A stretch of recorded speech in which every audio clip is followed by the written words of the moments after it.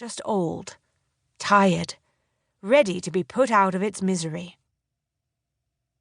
He made his way up the familiar steps to the flat everyone in the family thought he'd given up. But he'd kept slipping money to the landlord every month. It was worth it to have a place to stash things he didn't want to take with him into the good part of town.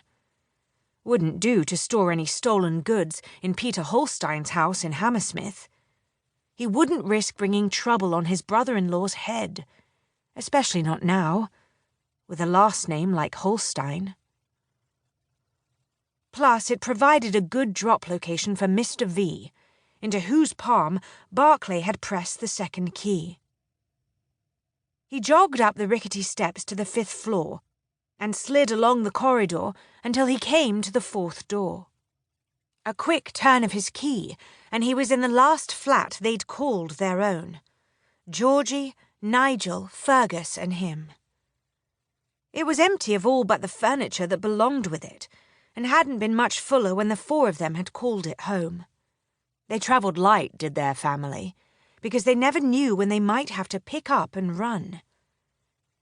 He paused for a moment, so easily able to see Georgie lounging on that lumpy, faded sofa of an evening, grinning up at him, trying to cover that his day's take hadn't been from where it was supposed to be. Trying to worm his way out of division duty because he hated counting out the coins. Trying to bend every rule Barclay had ever set, just to see if he could. Blast, but Barclay missed him. Where was he now? In a trench somewhere? France, unless they'd moved the British first again, fighting German lads no older than he was. His throat went tight. Bad enough that Georgie was there. What if Charlie was too? He'd never know it, never even hear about it if his flesh and blood little brother died in this wretched war. His blood went heavy and sluggish in his veins. He'd never given up looking for him, not for 18 years. But he'd failed.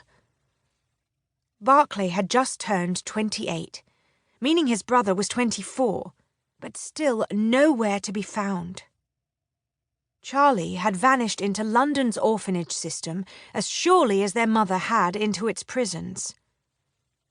What was he like now, that brother who had been wide-eyed and full of laughter at 6 when Barclay had last seen him?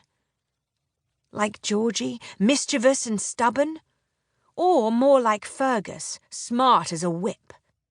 Or like little Nigel, even-tempered and optimistic? Barclay blinked, clearing his eyes of the shades of memory, real and imagined. He said a quick prayer for all of them, a habit he was trying to form, even though it still felt too bold, going daily before the king and begging a favour. He'd made his livelihood based on invisibility, always reckoning it safest to stay invisible to God too. But according to his brother-in-law, Peter, that was a fool's mission. God saw him anyway, in complete clarity, so why try to hide? And besides, it was a risk worth taking.